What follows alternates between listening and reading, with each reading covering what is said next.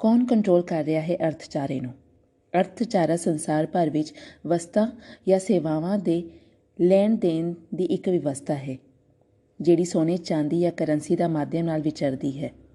ਸੰਸਾਰ ਭਰ ਦੀਆਂ ਕਰੰਸੀਆਂ ਵਿੱਚ $ਡਾਲਰ ਪ੍ਰਧਾਨ ਹੈ। ਕਿਉਂ? $ਡਾਲਰ ਦਾ ਮੁੱਲ ਕਿਉਂ ਵੱਧ ਰਿਹਾ ਹੈ? ਉਸ ਦੇ ਮੁਕਾਬਲੇ ਰੁਪਇਆ ਕਿਉਂ ਥੱਲੇ ਨੂੰ ਤਿਲਕ ਰਿਹਾ ਹੈ? ਸਾਰੀ ਦੁਨੀਆ ਦੀਆਂ ਕਰੰਸੀਆਂ ਦਾ ਮੂਲ ਅੰਕਨ ਡਾਲਰ ਨਾਲ ਕਿਉਂ ਹੁੰਦਾ ਹੈ? ਅਤੇ ਡਾਲਰ ਦੀ ਕੀਮਤ ਵਧਣ ਘਟਣ ਨਾਲ ਮਾਰਕੀਟ ਕਿਉਂ ਲਚਕਦੀ ਹੈ? ਅਤੇ ਅਰਥਚਾਰੇ ਨੂੰ ਕੌਣ ਕੰਟਰੋਲ ਕਰ ਰਿਹਾ ਹੈ? ਕਿਸਾਨ ਕਿਉਂ ਮਰ ਰਿਹਾ ਹੈ? ਮਜ਼ਦੂਰ ਦੀ ਹਾਲਤ ਇੰਨੀ ਕਿਉਂ ਮਾੜੀ ਹੈ? ਗਰੀਬ ਕਿਉਂ ਗਰੀਬ ਹੈ? ਅਮੀਰ ਦਾ ਪਾੜਾ ਕਿਉਂ ਵੱਧ ਰਿਹਾ ਹੈ? ਦਾ ਜਵਾਬ ਲੱਭਣ ਲਈ ਸਾਨੂੰ ਇਸ ਦੇ ਬੁਨਿਆਦੀ ਕਾਰਨਾਂ ਅਤੇ ਇਸ ਪਿੱਛੇ ਪ੍ਰਤੱਖ ਅਤੇ ਲੁਕੀਆਂ ਹੋਈਆਂ ਕਿਹੜੀਆਂ ਸਥਿਤੀਆਂ ਅਤੇ ਕਿਹੜੀਆਂ ਸ਼ਕਤੀਆਂ ਹਨ ਜੋ ਅਰਥਚਾਰੇ ਨੂੰ ਕੰਟਰੋਲ ਕਰ ਰਹੀਆਂ ਹਨ ਦਾ ਜਾਇਜ਼ਾ ਲੈਣਾ ਜ਼ਰੂਰੀ ਬਣ ਜਾਂਦਾ ਹੈ। ਇਹ ਹੈ ਤਾਂ ਲੰਬੀ ਬਹਿਸ। ਫਿਲਹਾਲ ਇਸ ਸਰਮਾਏਦਾਰੀ ਸਿਸਟਮ ਵਿੱਚ ਰਹਿੰਦੀਆਂ ਕਿਹੜੀਆਂ ਘਟਨਾਵਾਂ ਨੇ? ਦੁਨੀਆ ਭਰ ਦੇ ਲੋਕਾਂ ਅਤੇ ਦੁਨੀਆ ਭਰ ਦੇ ਅਰਥਚਾਰੇ ਜਿਸ ਵਿੱਚ ਖੇਤੀਬਾੜੀ ਵੀ ਸ਼ਾਮਲ ਹੈ ਤੇ ਅਸਰ ਪਾਇਆ ਦਾ ਜਾਇਜ਼ਾ ਲੈ ਲਿਆ ਜਾਵੇ। ਆਮ ਕਰਕੇ ਅਸੀਂ ਅਮਰੀਕਾ ਤੇ ਸੰਸਾਰੀਕਰਨ ਦੈਟ ਇਜ਼ ਗਲੋਬਲਾਈਜੇਸ਼ਨ ਨੂੰ ਦੋਸ਼ ਦਿੰਦੇ ਰਹੇ ਹਾਂ, ਪਰ ਹੁਣ ਅਮਰੀਕਾ ਵੀ ਗਲੋਬਲਾਈਜੇਸ਼ਨ ਤੋਂ ਤੰਗ ਆ ਚੁੱਕਾ ਹੈ। ਕਿ ਅਮਰੀਕਾ ਤੇ ਉਸਦੇ ਅਰਥਚਾਰੇ ਨੂੰ ਵੀ ਕੋਈ ਹੋਰ ਸ਼ਕਤੀਆਂ ਚਲਾ ਰਹੀਆਂ ਹਨ ਤੇ ਉੱਥੋਂ ਦੇ ਸ਼ਾਸਕ ਸਣੇ ਪ੍ਰਧਾਨ ਇੱਕ ਮੋਹਰਾ ਬਣੇ ਹੋਏ ਨੇ। ਕੀ ਕਾਰਨ ਸੀ ਕਿ ਅਮਰੀਕਾ ਦੇ 4 ਪ੍ਰਧਾਨਾਂ ਤੇ ਗੋਲੀਆਂ ਨਾਲ ਹਮਲਾ ਹੋਇਆ? 3 ਮਾਰੇ ਗਏ, 1 ਬਚ ਗਿਆ। 2 ਨੂੰ ਜ਼ਹਿਰ ਦਿੱਤੀ ਗਈ, 1 ਮਰ ਗਿਆ, 1 ਬਚ ਗਿਆ। ਕਿਉਂ ਤੇ ਕੌਣ ਸਨ ਮਾਰਨ ਜਾਂ ਮਰਵਾਉਣ ਵਾਲੇ? ਇਹ ਜਾਣਨ ਵਾਸਤੇ ਥੋੜ੍ਹਾ ਪਿੱਛੇ ਜਾਣਾ ਪਵੇਗਾ ਕਿ ਉਹਨਾਂ ਦਾ ਸੰਸਾਰ ਤੇ ਅਰਥਚਾਰੇ ਨਾਲ ਕੋਈ ਸੰਬੰਧ ਸੀ। ਜਦੋਂ ਕਰੰਸੀ ਨੋਟ ਨਹੀਂ ਸਨ ਤੇ ਚੀਜ਼ਾਂ ਦੇ ਵਟਾਂਦਰੇ ਨਾਲ ਵਪਾਰ ਹੁੰਦਾ ਸੀ। ਫਿਰ ਉਸ ਤੋਂ ਪਿੱਛੋਂ ਸਿੱਕੇ ਤੇ ਸੋਨੇ ਦੀਆਂ ਮੋਹਰਾਂ ਵਪਾਰ ਦਾ ਮਾਧਿਅਮ ਬਣੀਆਂ ਤੇ ਇਹਨਾਂ ਨੂੰ ਇੱਕ ਥਾਂ ਤੋਂ ਦੂਜੀ ਥਾਂ ਲਿਜਾਣਾ ਔਖਾ ਵੀ ਸੀ ਤੇ ਲੁੱਟ ਖੋਹ ਦੇ ਡਰੋਂ ਜ਼ੋਖਮ ਭਰਿਆ ਵੀ। ਇਸ ਵਿੱਚੋਂ ਆਰਥਿਕ ਆਦਾਨ ਪ੍ਰਦਾਨ ਦੀ ਇੱਕ ਨਵੀਂ ਪ੍ਰਥਾ ਨਿਕਲੀ ਜਿਸ ਨੂੰ ਹੁੰਡੀ ਸਿਸਟਮ ਕਿਹਾ ਜਾਂਦਾ ਸੀ। ਇਹ ਹੁੰਡੀ ਸਿਸਟਮ ਕੀ ਸੀ? ਹੁੰਡੀ ਦਾ ਕਾਰੋਬਾਰ ਧਨਾਢ ਵਪਾਰੀਆਂ ਨੇ ਸ਼ੁਰੂ ਕੀਤਾ ਸੀ ਜਿਨ੍ਹਾਂ ਦਾ ਇੱਕ ਦੂਜੇ ਨਾਲ ਵਪਾਰਕ ਸੰਬੰਧ ਸੀ ਤੇ ਵਿਸ਼ਵਾਸ ਬਣਿਆ ਹੋਇਆ ਸੀ। ਉਹ ਸਿੱਕੇ ਜਾਂ ਮੋਹਰਾਂ ਭੇਜਣ ਦੀ ਬਜਾਏ ਇੱਕ ਪਰਚੀ ਦੇ ਲਿਖ ਕੇ ਭੇਜਦੇ ਸਨ ਜਿਸ ਨੂੰ ਹੁੰਡੀ ਕਿਹਾ ਜਾਂਦਾ ਸੀ। ਜਦੋਂ ਉਹ ਪਰਚੀ ਦੂਜੇ ਧਿਰ ਨੂੰ ਦਿੱਤੀ ਜਾਂਦੀ ਤਾਂ ਉਸ ਦੇ ਬਦਲੇ ਉਹ ਜੇਕਰ ਪਰਚੀ ਦੇਣ ਵਾਲਾ ਧਨ ਦੀ ਮੰਗ ਕਰੇ ਤਾਂ ਉਸਨੂੰ ਸਿੱਕੇ ਜਾਂ ਮੋਹਰਾਂ ਜਿੰਨੀਆਂ ਬਣਦੀਆਂ ਹੋਣ ਦੇ ਦਿੱਤੀਆਂ ਜਾਂਦੀਆਂ ਸਨ। ਹੁੰਡੀ ਦੀਆਂ ਵੀ 6 ਕਿਸਮਾਂ ਸਨ। ਦਰਸ਼ਨੀ ਹੁੰਡੀ ਭਾਵ ਹੁੰਡੀ ਵੇਖਦਿਆਂ ਹੀ ਤੁਰੰਤ ਪੇਮੈਂਟ ਕਰਨਾ ਜਾਂ ਮਾਲ ਦੇਣਾ। ਮਿਆਦੀ ਹੁੰਡੀ, ਹੁੰਡੀ ਵਿੱਚ ਲਿਖੀ ਮਿਆਦ ਅੰਦਰ ਪੈਸੇ ਜਾਂ ਮਾਲ ਦੇਣਾ। ਜੋਖਮੀ ਹੁੰਡੀ ਭਾਵ ਕੰਡੀਸ਼ਨਲ ਹੁੰਡੀ ਜਿਸ ਵਿੱਚ ਕੋਈ ਸ਼ਰਤ ਲਿਖੀ ਹੁੰਦੀ ਸੀ ਆਦਿ। ਇਹ ਪ੍ਰਵਾਨਕ ਤਰੀਕਾ ਸੀ, ਪਰ ਜਦੋਂ ਬੈਂਕ ਹੋਂਦ ਵਿੱਚ ਆਏ ਤੇ ਕਰੰਸੀ ਨੋਟ ਚੱਲ ਪਏ ਇਹ ਤਰੀਕਾ ਕਿਸੇ ਹੱਦ ਤੱਕ ਬੰਦ ਹੋ ਗਿਆ। ਇਹ ਥਾਂ ਕਰੰਸੀ ਨੋਟਾਂ ਨੇ ਲੈ ਲਈ। ਇਸੇ ਤਰ੍ਹਾਂ ਇੰਗਲੈਂਡ ਵਿੱਚ ਇਹ ਕੰਮ ਉੱਥੋਂ ਦਾ ਗੋਲਡਸਮਿਥ ਘਰਾਣਾ ਜਿਹੜਾ ਸਦੀਆਂ ਤੋਂ ਸੋਨੇ ਦਾ ਭੰਡਾਰੀ ਸੀ ਕਰੀ ਜਾਂਦੇ ਸਨ। ਉਹ ਇਸੇ ਤਰ੍ਹਾਂ ਦੀਆਂ ਪਰਚੀਆਂ ਦਿੰਦੇ ਸਨ ਤੇ ਸਰਕਾਰ ਨੂੰ ਵੀ ਕਰਜ਼ਾ ਦਿੰਦੇ ਸਨ। 1688 ਦੇ ਗੋਲਡਨ ਇਨਕਲਾਬ ਪਿੱਛੋਂ ਇੰਗਲੈਂਡ ਫਰਾਂਸ ਦੇ ਨਾਲ ਜੰਗ ਵਿੱਚ ਉਲਝ ਗਿਆ ਤੇ ਦੇਸ਼ ਇੰਨਾ ਕਰਜ਼ਾਈ ਹੋ ਗਿਆ ਕਿ ਗੋਲਡਸਮਿਥ ਇਹ ਭਾਰ ਨਹੀਂ ਚੁੱਕ ਸਕਦੇ ਸਨ। ਵਿਲੀਅਮ ਪੀਟਰਸਨ ਜਿਹੜਾ ਉਸ ਵੇਲੇ ਦਾ ਵੱਡਾ ਧਨੀ, ਪੜ੍ਹਿਆ ਲਿਖਿਆ, ਬਹੁਤ ਸਿਆਣਾ ਤੇ ਸਰਕਾਰ ਵਿੱਚ ਅਸਰ ਰਸੂਖ ਰੱਖਣ ਵਾਲਾ ਸ਼ਖਸ ਸੀ, ਨੇ ਇਹ ਕਾਢ ਕੱਢੀ ਕਿ ਇੱਕ ਬੈਂਕਿੰਗ ਕੰਪਨੀ ਬਣਾਈ ਜਾਵੇ ਜਿਹੜੀ ਲੋਕਾਂ ਨੂੰ ਆਪਣੇ ਸ਼ੇਅਰ ਵਿੱਚ ਵੇਚ ਕੇ ਪੈਸੇ ਇਕੱਠੇ ਕਰੇ ਤੇ ਉਸ ਕੰਪਨੀ ਨੂੰ ਕਰੰਸੀ ਨੋਟ ਛਾਪਣ ਦਾ ਅਧਿਕਾਰ ਦਿੱਤਾ ਜਾਵੇ। ਇਸ ਤਰ੍ਹਾਂ ਸਰਕਾਰੀ ਹੁਕਮਾਂ ਅਧੀਨ ਇੱਕ ਪ੍ਰਾਈਵੇਟ ਕੰਪਨੀ ਨੂੰ ਬੈਂਕ ਆਫ ਇੰਗਲੈਂਡ ਖੋਲ੍ਹਣ ਦਾ ਅਧਿਕਾਰ 1694 ਵਿੱਚ ਮਿਲਿਆ। ਹੌਲੀ ਹੌਲੀ ਇਹ ਕੰਪਨੀ ਬਹੁਤ ਤਾਕਤਵਰ ਹੋ ਗਈ ਕਿਉਂਕਿ ਛਾਪੇ ਗਏ ਕਰੰਸੀ ਨੋਟ ਇਸ ਕੰਪਨੀ ਦੀ ਮਲਕੀਅਤ ਸਨ। ਤੇ ਬੈਂਕ ਆਫ ਇੰਗਲੈਂਡ, ਇੱਕ ਪ੍ਰਾਈਵੇਟ ਕੰਪਨੀ, ਸਰਕਾਰ ਨੂੰ ਨੋਟ ਛਾਪ ਕੇ ਵਿਆਜ 'ਤੇ ਦਿੰਦੀ ਸੀ। ਸਰਕਾਰ ਇਹਨਾਂ ਪੈਸਿਆਂ ਨਾਲ ਆਪਣਾ ਕੰਮ, ਲੋਕਾਂ ਦਾ ਤੇ ਵਪਾਰੀਆਂ ਦਾ ਕਰਜ਼ਾ ਮੋੜਨ ਵਿੱਚ ਤਾਂ ਕਾਮਯਾਬ ਹੋ ਗਈ, ਪਰ ਖੁਦ ਬੈਂਕ ਦੀ ਕਰਜ਼ਾਈ ਹੋ ਗਈ। ਇਸ ਸੰਬੰਧ ਵਿੱਚ ਜਰਮਨੀ ਦਾ ਇੱਕ ਘਰਾਣਾ, ਜਿਸ ਨੂੰ ਰੋਥਸਚਾਈਲਡ ਨਾਂ ਨਾਲ ਪੁਕਾਰਿਆ ਜਾਂਦਾ ਹੈ, ਦਾ ਜ਼ਿਕਰ ਜ਼ਰੂਰੀ ਹੈ। ਇਹ ਘਰਾਣਾ ਜਰਮਨੀ ਤੋਂ ਸ਼ੁਰੂ ਹੋ ਕੇ ਦੁਨੀਆ ਭਰ ਦੇ ਸੈਂਟਰਲ ਬੈਂਕਾਂ 'ਤੇ ਕਾਬਜ਼ ਹੈ।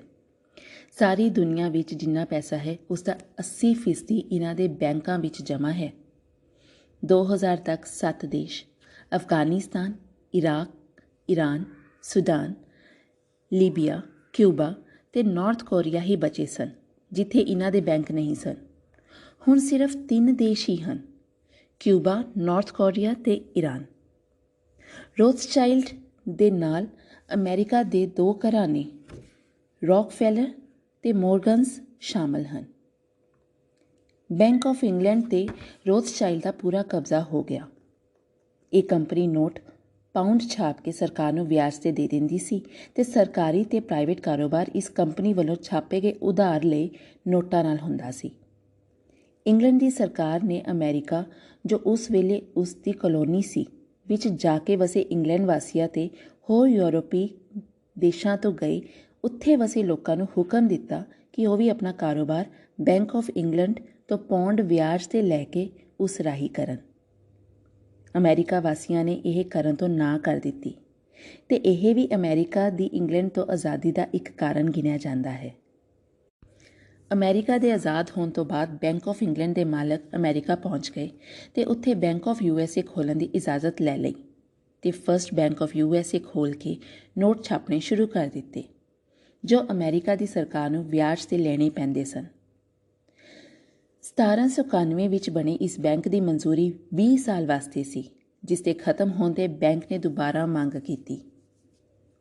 USA ਦੀ ਪਾਰਲੀਮੈਂਟ ਨੇ ਇਹ ਮੰਗ ਮੰਨਣ ਤੋਂ ਨਾ ਨੁੱਕਰ ਕੀਤੀ ਤਾਂ ਮੇਅਰ ਰੋਥਸਚਾਈਲਡ ਨੇ ਧਮਕੀ ਦਿੱਤੀ ਕਿ ਜਾਂ ਤਾਂ ਬੈਂਕ ਆਫ ਯੂਨਾਈਟਿਡ ਸਟੇਟਸ ਦੀ ਮਿਆਦ ਵਧਾਉਣ ਦੀ ਅਰਜ਼ੀ ਮਨਜ਼ੂਰ ਕੀਤੀ ਜਾਵੇ ਜਾਂ ਫਿਰ ਅਮਰੀਕਾ ਆਪਣੇ ਆਪ ਨੂੰ ਇੱਕ ਭਿਆਨਕ ਜੰਗ ਵਿੱਚ ਲਿਪਤ ਪਾਏਗਾ। ਪਾਰਲੀਮੈਂਟ ਨੇ ਫਿਰ ਵੀ ਇਹ ਮਹਿਸੂਸ ਕਰਦਿਆਂ ਕਿ ਇਸ ਬੈਂਕ ਨੇ ਦੇਸ਼ ਦੀ ਆਰਥਿਕਤਾ ਨੂੰ ਤਬਾਹ ਕਰ ਦਿੱਤਾ ਹੈ ਤੇ ਆਪਣੇ ਆਪ ਨੂੰ ਧਨੀ ਬਣਾ ਲਿਆ ਹੈ, ਮਨਜ਼ੂਰੀ ਦੇਣ ਤੋਂ ਨਾ ਕਰ ਦਿੱਤੀ। ਇਸ ਉਪਰੰਤ ਰੋਥਸਚਾਈਲਡ ਨੇ ਇੰਗਲੈਂਡ ਦੇ ਪ੍ਰਧਾਨ ਮੰਤਰੀ ਸਪੈਂਸਰ ਪਰਸਵੈਲ 'ਤੇ ਜ਼ੋਰ ਪਾਇਆ ਕਿ ਉਹ ਅਮਰੀਕਾ ਦੇ ਖਿਲਾਫ ਮੁੜ ਜੰਗ ਸ਼ੁਰੂ ਕਰੇ ਤੇ ਅਮਰੀਕਾ ਨੂੰ ਦੁਬਾਰਾ ਆਪਣੀ ਕਾਲੋਨੀ ਬਣਾ ਲਏ। ਪਰ ਇੰਗਲੈਂਡ ਪਹਿਲਾਂ ਹੀ ਨੈਪੋਲੀਅਨ ਨਾਲ ਜੰਗ ਵਿੱਚ ਉਲਝਿਆ ਰਹਿਣ ਕਾਰਨ ਦੁਬਾਰਾ ਜੰਗ ਲਾਉਣਾ ਵਾਜਬ ਨਹੀਂ ਸੀ ਸਮਝਦਾ। ਪ੍ਰਧਾਨ ਮੰਤਰੀ ਨੇ ਜੰਗ ਲਾਉਣ ਤੋਂ ਇਨਕਾਰੀ ਕਰ ਦਿੱਤੀ ਤਾਂ ਪ੍ਰਧਾਨ ਮੰਤਰੀ ਦਾ ਕਤਲ ਕਰਾ ਦਿੱਤਾ ਗਿਆ ਤੇ ਉਸ ਦਾ ਉੱਤਰਾਧਿਕਾਰੀ ਉਸ ਸ਼ਖਸ ਨੂੰ ਬਣਾਇਆ ਗਿਆ ਜਿਹੜਾ ਕਲੋਨੀਆਂ ਨੂੰ ਦੁਬਾਰਾ ਕਬਜ਼ੇ 'ਚ ਲੈਣ ਦੇ ਹੱਕ ਵਿੱਚ ਸੀ। ਉਸ ਦੇ ਕਤਲ ਦੇ ਕਈ ਹੋਰ ਕਾਰਨ ਗਿਣੇ ਜਾ ਰਹੇ ਹਨ।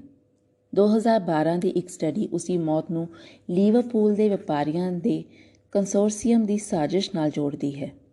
ਦੱਸਿਆ ਜਾਂਦਾ ਹੈ ਕਿ ਰੋਥਸਚਾਈਲਡ ਦੀ ਘਰਵਾਲੀ, ਜਿਹੜੀ 5 ਮੁੰਡਿਆਂ ਤੇ 5 ਕੁੜੀਆਂ ਦੀ ਮਾਂ ਸੀ, ਨੇ ਇੱਕ ਵਾਰ ਕਿਹਾ ਸੀ, ਜੇ ਮੇਰੇ ਲੜਕੇ ਨਹੀਂ ਚਾਹੁੰਣਗੇ ਕਿ ਜੰਗ ਨਾ ਲੱਗੇ ਤਾਂ ਜੰਗ ਨਹੀਂ ਲੱਗੇਗੀ। 1812 'ਚ ਜਿਹੜੀ ਅਮਰੀਕਾ ਦੇ ਖਿਲਾਫ ਜੰਗ ਹੋਈ, ਉਸਨੂੰ ਵੀ ਬੈਂਕਾਂ ਵੱਲੋਂ ਪਲਾਨ ਕੀਤਾ ਦੱਸਿਆ ਜਾਂਦਾ ਹੈ। ਭਾਵੇਂ ਅਮਰੀਕਾ ਇਹ ਜੰਗ ਜਿੱਤ ਗਿਆ ਸੀ, ਫਿਰ ਵੀ ਉਸਨੂੰ ਪ੍ਰਾਈਵੇਟ ਬੈਂਕ ਨੂੰ ਮਨਜ਼ੂਰੀ ਦੇਣ ਲਈ ਮਜਬੂਰ ਹੋਣਾ ਪਿਆ ਸੀ ਤੇ ਦੂਜਾ ਬੈਂਕ ਆਫ USA ਹੋਂਦ ਵਿੱਚ ਆ ਗਿਆ। ਇਸ ਦਾ ਵਿਰੋਧ ਪ੍ਰੈਜ਼ੀਡੈਂਟ ਐਂਡਰਿਊ ਜੈਕਸਨ ਨੇ ਕੀਤਾ। ਫਿਰ ਵੀ ਬੈਂਕ ਵਾਲਿਆਂ ਨੇ ਪਾਰਲੀਮੈਂਟ ਦੇ ਮੈਂਬਰਾਂ ਤੇ ਆਪਣਾ ਰਸੂਖ ਵਰਤ ਕੇ ਪਾਰਲੀਮੈਂਟ ਤੋਂ ਮਨਜ਼ੂਰੀ ਲੈ ਲਈ। ਐਂਡਰਿਊ ਜੈਕਸਨ ਨੇ ਆਪਣੇ ਵੀਟੋ ਦੇ ਅਧਿਕਾਰਾਂ ਦੀ ਵਰਤੋਂ ਕਰਦਿਆਂ ਮਨਜ਼ੂਰੀ ਨੂੰ ਰੱਦ ਕਰ ਦਿੱਤਾ। ਪ੍ਰੈਜ਼ੀਡੈਂਟ ਜੈਕਸਨ ਨੂੰ ਮਾਰਨ ਵਾਸਤੇ ਇੱਕ ਸ਼ਖਸ ਨੂੰ 2 ਪਿਸਤੌਲ ਦੇ ਕੇ ਭੇਜਿਆ ਗਿਆ, ਪਰ ਜੈਕਸਨ ਦੀ ਖੁਸ਼ਕਿਸਮਤੀ, ਦੋਨਾਂ ਦੇ ਕਾਰਤੂਸ ਫੇਲ ਹੋ ਗਏ। ਪ੍ਰੈਜ਼ੀਡੈਂਟ ਜੈਕਸਨ ਬਚ ਗਏ ਕਿਉਂਕਿ ਕੰਪਨੀ ਨੂੰ ਪਹਿਲਾਂ ਮਿਲੀ ਮਨਜ਼ੂਰੀ ਦੀ ਮਿਆਦ ਅਜੇ 5 ਸਾਲ ਬਾਕੀ ਸੀ, ਇਸ ਕਰਕੇ ਇਹ ਕੰਪਨੀ ਚੱਲਦੀ ਰਹੀ। 1850 ਵਿੱਚ ਪ੍ਰੈਜ਼ੀਡੈਂਟ ਜ਼ਾਚਾਰੀ ਟੇਲਰ ਨੇ ਦੇ ਪ੍ਰਧਾਨ ਬਣਨ ਤੋਂ 16 ਮਹੀਨੇ ਬਾਅਦ ਹੀ ਜ਼ਹਿਰੀਲਾ ਦੁੱਧ ਪੀਣ ਨਾਲ ਮੌਤ ਹੋਈ। ਉਸਨੇ ਕਿਹਾ ਸੀ ਕਿ the idea of national bank is dead. ਭਾਵ ਪਹਿਲਾਂ ਵਾਂਗ ਪ੍ਰਾਈਵੇਟ ਬੈਂਕ ਜਿਹਨੂੰ ਨੋਟ ਛਾਪਣ ਦਾ ਅਧਿਕਾਰ ਹੋਵੇ ਦੀ ਮੰਗ ਕੀਤੀ ਜਾ ਰਹੀ ਸੀ, ਜਿਸ 'ਤੇ ਪ੍ਰੈਜ਼ੀਡੈਂਟ ਟੇਲਰ ਵਿਰੋਧਤਾ ਕਰ ਰਿਹਾ ਸੀ। ਪ੍ਰੈਜ਼ੀਡੈਂਟ ਟੇਲਰ ਤੋਂ ਬਾਅਦ ਬਣੇ ਪ੍ਰੈਜ਼ੀਡੈਂਟ ਜੇਮਸ ਬੁਕਾਨਨ ਨੇ 1857 ਵਿੱਚ ਭਿਆਨਕ ਆਰਥਿਕ ਹਾਲਾਤ 'ਤੇ ਕਾਬੂ ਪਾਉਣ ਲਈ ਹੁਕਮ ਕੀਤਾ ਕਿ ਬੈਂਕ ਆਪਣੀ ਵਿੱਤ ਤੋਂ ਬਾਹਰ ਜਾ ਕੇ ਕਰਜ਼ਾ ਨਾ ਦੇਣ ਅਤੇ ਬੈਂਕ ਦੀ ਵਿੱਤ ਉਨੀ ਹੀ ਹੋਏਗੀ ਜਿੰਨੀ ਸਰਕਾਰ ਦੀ ਮਾਲੀ ਹੈਸੀਅਤ ਹੋਏਗੀ ਅਤੇ ਕਰੰਸੀ ਨੋਟ ਇਸ ਹੱਦ ਤੋਂ ਵੱਧ ਨਹੀਂ ਛਾਪੇ ਜਾਣਗੇ। ਤਾਂ ਪ੍ਰੈਜ਼ੀਡੈਂਟ ਨੇ ਦੇ ਇੱਕ ਡਿਨਰ ਵਿੱਚ ਜ਼ਹਿਰ ਪਾਈ ਗਈ, ਜਿਸ ਨਾਲ 38 ਬੰਦੇ ਮਰ ਗਏ, ਪਰ ਪ੍ਰੈਜ਼ੀਡੈਂਟ ਬਚ ਗਏ। 1860ਵਿਆਂ ਵਿੱਚ ਅਮਰੀਕਾ ਦੇ ਲਗਭਗ 2 ਹਿੱਸੇ ਹੋ ਗਏ ਸਨ। ਇਬਰਾਹਿਮ ਲਿੰਕਨ ਦੀ ਗੁਲਾਮਾਂ ਨੂੰ ਆਜ਼ਾਦ ਕਰਨ ਦੀ ਪਾਲਿਸੀ ਦੇ ਵਿਰੋਧ ਵਿੱਚ ਕੁਝ ਸੂਬਿਆਂ ਨੇ ਦੇਸ਼ ਤੋਂ ਵੱਖਰੇਵੇ ਦਾ ਐਲਾਨ ਕਰ ਦਿੱਤਾ ਸੀ। ਤਾਂ ਬੈਂਕਾਂ ਵਾਲਿਆਂ ਨੇ ਲਿੰਕਨ ਨੂੰ ਕਿਹਾ ਕਿ ਜੇ ਤੂੰ ਜੰਗ ਲਾ ਕੇ ਵੱਖ ਹੋਏ ਸੂਬਿਆਂ ਨੂੰ ਆਪਣੇ ਦੇਸ਼ ਨਾਲ ਮਿਲਾਉਣ ਚਾਹੁੰਦਾ ਹੈ ਤਾਂ ਅਸੀਂ ਤੈਨੂੰ ਜਿੰਨੇ ਚਾਹੇ ਪੈਸੇ ਦੇ ਕੇ ਇਮਦਾਦ ਕਰਨ ਨੂੰ ਤਿਆਰ ਹਾਂ, ਪਰ 30% ਵਿਆਜ ਲਵਾਂਗੇ। ਤਾਂ ਲਿੰਕਨ ਨੇ ਕਿਹਾ ਕਿ ਮੈਂ ਗੋਰਿਆਂ ਨੂੰ ਬੈਂਕਾਂ ਦੇ ਗੁਲਾਮ ਬਣਾ ਕੇ ਕਾਲਿਆਂ ਨੂੰ ਆਜ਼ਾਦ ਕਰਨ ਨੂੰ ਤਿਆਰ ਨਹੀਂ ਹਾਂ। ਮੈਂ ਆਪਣਾ ਰਾਹ ਆਪ ਲੱਭਾਂਗਾ। ਲਿੰਕਨ ਨੇ ਆਪਣੇ ਪ੍ਰਧਾਨਗੀ ਦੇ ਇਖਤਿਆਰਾਂ ਦੀ ਵਰਤੋਂ ਕਰਦਿਆਂ ਹੁਕਮ ਦੇ ਦਿੱਤਾ ਕਿ ਅੱਗੇ ਤੋਂ ਡਾਲਰ ਸਰਕਾਰ ਖੁਦ ਛਾਪੇਗੀ ਅਤੇ ਡਾਲਰ ਛਾਪਣੇ ਸ਼ੁਰੂ ਕਰ ਦਿੱਤੇ, ਜਿਨ੍ਹਾਂ ਨੂੰ ਗ੍ਰੀਨ ਬੈਕ ਡਾਲਰ ਕਿਹਾ ਗਿਆ। ਸੈਂਟਰਲ ਬੈਂਕਾਂ ਨੇ ਇਸ ਨੂੰ ਆਪਣੀ ਹੋਂਦ ਤੇ ਖਤਰੇ ਦਾ ਨਿਸ਼ਾਨ ਸਮਝਿਆ ਅਤੇ ਤੁਰੰਤ ਬਿਆਨ ਦਿੱਤਾ, ਜੇਕਰ ਇਹ ਸ਼ੈਤਾਨ ਪਾਲਿਸੀ ਜਿਸ ਦਾ ਜਨਮ ਨਾਰਥ ਅਮਰੀਕਾ ਵਿੱਚ ਹੋਇਆ ਹੈ ਸਥਾਪਿਤ ਹੋ ਗਈ ਤਾਂ ਸਰਕਾਰ ਬਿਨਾਂ ਕਿਸੇ ਕੀਮਤ 'ਤੇ ਆਪਣੀ ਕਰੰਸੀ ਪੈਦਾ ਕਰ ਲਵੇਗੀ ਅਤੇ ਬਿਨਾਂ ਕਰਜ਼ਾ ਚੁੱਕਿਆ ਆਪਣੇ ਕਰਜ਼ੇ ਅਦਾ ਕਰ ਦੇਵੇਗੀ ਅਤੇ ਆਪਣੇ ਕਾਰੋਬਾਰ ਲਈ ਆਪ ਹੀ ਕਰੰਸੀ ਪੈਦਾ ਕਰ ਲਵੇਗੀ। ਇਸ ਤਰ੍ਹਾਂ ਸਰਕਾਰਾਂ ਹਿਸਟਰੀ ਵਿੱਚ ਕਿਸੇ ਪਹਿਲੀ ਮਿਸਾਲ ਤੋਂ ਬਗੈਰ ਖੁਦ ਹੀ ਵਿਕਸਿਤ ਹੋ ਜਾਣਗੀਆਂ। ਇਸ ਕਿਸਮ ਦੇ ਦੇਸ਼ ਨੂੰ ਤਬਾਹ ਕਰ ਦੇਣਾ ਚਾਹੀਦਾ ਹੈ, ਨਹੀਂ ਤਾਂ ਇਹ ਹਰ ਦੇਸ਼ ਦੀ ਬਾਦਸ਼ਾਹਤ ਨੂੰ ਖਤਮ ਕਰ ਦੇਵੇਗਾ। ਇਹ ਰਿਪੋਰਟ ਲੰਡਨ ਟਾਈਮਸ ਦੇ ਰਿਪੋਰਟਰ ਨੇ ਦਿੱਤੀ, ਪਰ ਗ੍ਰੀਨਬੈਕ ਡਾਲਰ ਲਿੰਕਨ ਦੀ ਸਰਕਾਰ ਵੱਲੋਂ ਛਾਪੇ ਗਏ ਚੱਲਦੇ ਰਹੇ। ਸਰਕਾਰ ਆਪਣੇ ਖਰਚੇ ਬਿਨਾਂ ਕਿਸੇ ਬੈਂਕ ਦੇ ਕਰਜ਼ਾਈ ਹੋਇਆਂ ਪੂਰਨ ਲੱਗ ਪਈ। 14 ਅਪ੍ਰੈਲ 1865 ਨੂੰ ਇਬਰਾਹਿਮ ਲਿੰਕਨ ਦਾ ਕਤਲ ਕਰ ਦਿੱਤਾ ਗਿਆ। ਗ੍ਰੀਨਬੈਕ ਡਾਲਰ ਦੇ ਖਿਲਾਫ ਲੜਾਈ ਜਾਰੀ ਰਹੀ। 1872 ਵਿੱਚ ਨਿਊਯਾਰਕ ਦੇ ਬੈਂਕਾਂ ਨੇ ਅਮਰੀਕਾ ਵਿਚਲੀਆਂ ਆਪਣੀਆਂ ਬ੍ਰਾਂਚਾਂ ਨੂੰ ਲਿਖਿਆ ਕਿ ਉਹ ਉਹਨਾਂ ਸਾਰੀਆਂ ਅਖਬਾਰਾਂ ਦੀ ਮਾਲੀ ਸਹਾਇਤਾ ਕਰਨ ਜਿਹੜੀਆਂ ਗ੍ਰੀਨਬੈਕ ਡਾਲਰ ਦੀ ਵਿਰੋਧਤਾ ਕਰਨ। ਫਰਾਂਸ ਤੇ ਇੰਗਲੈਂਡ ਨੇ ਵੱਖ ਹੋਈਆਂ ਰਿਆਸਤਾਂ ਦੀ ਮਦਦ ਸ਼ੁਰੂ ਕਰ ਦਿੱਤੀ, ਪਰ ਰੂਸ ਦੇ ਜ਼ਾਰ ਨੇ ਆਪਣਾ ਸਮੁੰਦਰੀ ਬੇੜਾ ਭੇਜ ਕੇ ਉਹਨਾਂ ਨੂੰ ਉਲਝਾ ਲਿਆ। ਲਿੰਕਨ ਵੱਲੋਂ ਸ਼ੁਰੂ ਕੀਤੀ ਜੰਗ ਤਾਂ ਜਿੱਤੀ ਗਈ, ਪਰ ਗ੍ਰੀਨਬੈਕ ਡਾਲਰ ਲਿੰਕਨ ਤੋਂ ਬਾਅਦ ਬੰਦ ਕਰ ਦਿੱਤੇ ਗਏ। ਇਬਰਾਹਿਮ ਲਿੰਕਨ ਨੇ ਕਿਹਾ ਸੀ, ਮੇਰੇ 2 ਵੱਡੇ ਦੁਸ਼ਮਣ ਹਨ, ਇੱਕ ਦੱਖਣੀ ਆਰਮੀ ਜੋ ਮੇਰੇ ਸਾਹਮਣੇ ਹੈ, ਦੂਜੇ ਬੈਂਕਾਂ ਦੇ ਮਾਲਕ ਜੋ ਮੇਰੇ ਪਛਵਾੜੇ ਹਨ। ਇਹਨਾਂ ਦੋਹਾਂ ਵਿੱਚੋਂ ਮੇਰੇ ਪਿਛਲੇ ਪਾਸੇ ਵਾਲੇ ਜ਼ਿਆਦਾ ਖਤਰਨਾਕ ਹਨ। ਲਿੰਕਨ ਦੀ ਮੌਤ ਤੋਂ ਮਗਰੋਂ 1878 ਵਿੱਚ ਪ੍ਰੈਜ਼ੀਡੈਂਟ ਐਂਡਰਿਊ ਜੌਨਸਨ ਦੇ ਕਾਲ ਦੌਰਾਨ ਰੋਥਸ਼ਾਇਲਡ ਬੈਂਕ ਨੇ ਕਰੰਸੀ ਛਾਪਣ ਦੇ ਅਧਿਕਾਰ ਮੁੜ ਪ੍ਰਾਪਤ ਕਰ ਲਏ, ਜਿਸ ਦੀ ਉਸ ਤੋਂ ਬਾਅਦ ਬਣੇ ਪ੍ਰੈਜ਼ੀਡੈਂਟ ਜੇਮਸ ਗਾਰਫੀਲਡ ਤੇ ਪ੍ਰੈਜ਼ੀਡੈਂਟ ਵਿਲੀਅਮ ਮੈਕਿਨਲੇ ਨੇ ਵਿਰੋਧਤਾ ਕੀਤੀ।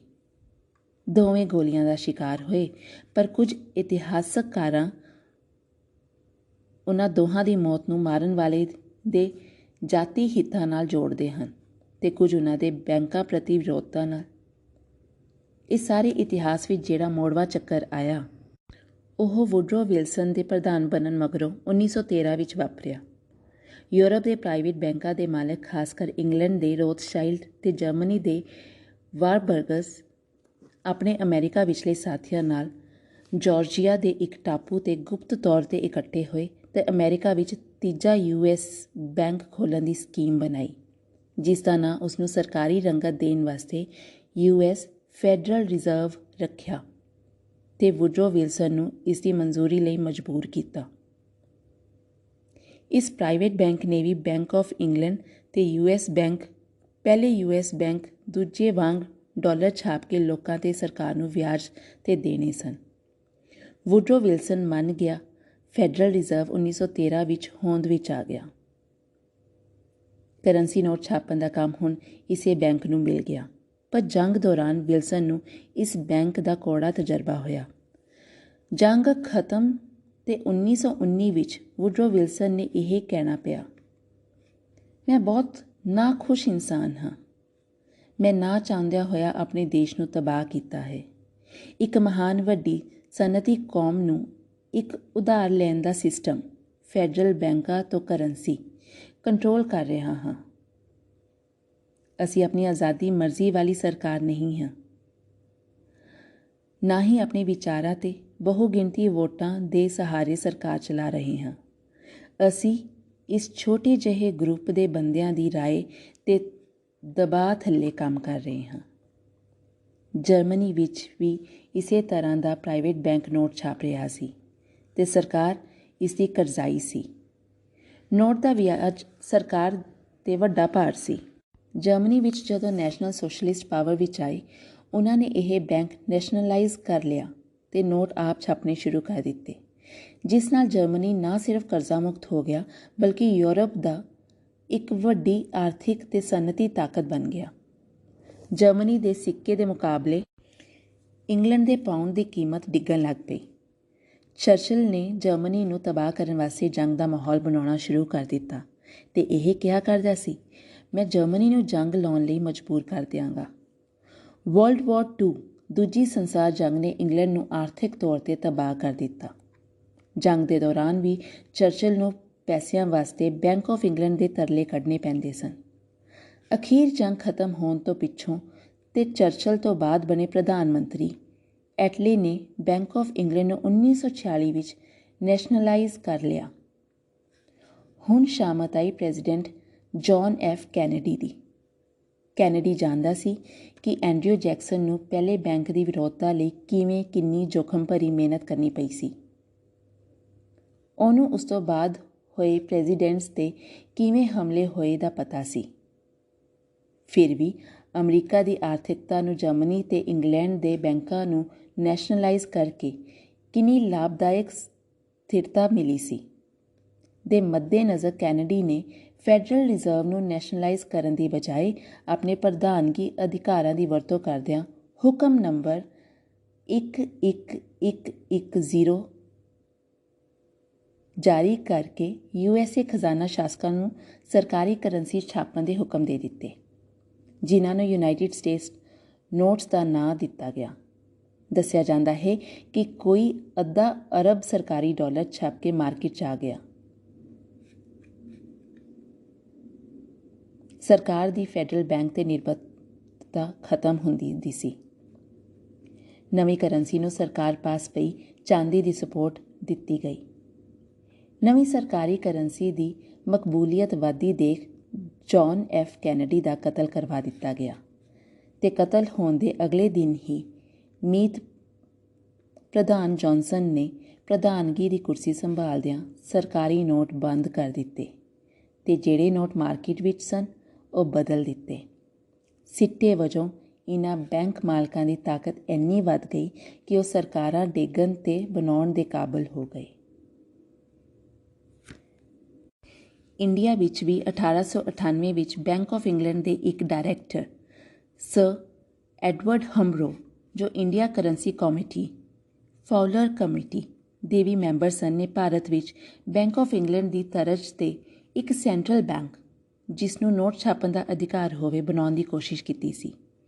ਇਸ ਤਜਵੀਜ਼ ਨੂੰ ਸਰਕਾਰੀ ਪੱਧਰ 'ਤੇ ਵਿਚਾਰਿਆ ਗਿਆ ਤੇ ਭਾਰਤ ਵਿਚਲੇ 3 ਵੱਡੇ ਬੈਂਕਾਂ ਦਾ ਏਕੀਕਰਨ ਬਾਰੇ ਸੋਚਿਆ ਗਿਆ, ਪਰ ਬੰਬਈ ਦੇ ਚੈਂਬਰ ਆਫ ਕਾਮਰਸ ਨੇ ਇਸ ਦੀ ਵਿਰੋਧਤਾ ਕੀਤੀ ਤੇ ਲੈਫਟੀਨੈਂਟ ਗਵਰਨਰ ਨੇ ਬੈਂਕ ਆਫ ਇੰਗਲੈਂਡ ਵਰਗੇ ਬੈਂਕ ਦੀ ਥਾਂ ਸੈਂਟਰਲ ਬੈਂਕ ਬਣਾਉਣ ਦਾ ਫੈਸਲਾ ਲੈ ਲਿਆ ਤੇ ਕੰਟਰੋਲ ਸਰਕਾਰ ਦੇ ਹੱਥ ਵਿੱਚ ਰੱਖਿਆ, ਜੋ ਬਾਅਦ ਵਿੱਚ ਰਿਜ਼ਰਵ ਬੈਂਕ ਆਫ ਇੰਡੀਆ ਬਣਿਆ, ਜਿਸ 'ਤੇ ਭਾਰਤ ਸਰਕਾਰ ਦਾ ਪੂਰਾ ਅਧਿਕਾਰ ਹੈ, ਕਿਸੇ ਪ੍ਰਾਈਵੇਟ ਬੈਂਕ ਜਾਂ ਰੌਥਸ਼ਾਇਲਡ ਦਾ ਨਹੀਂ।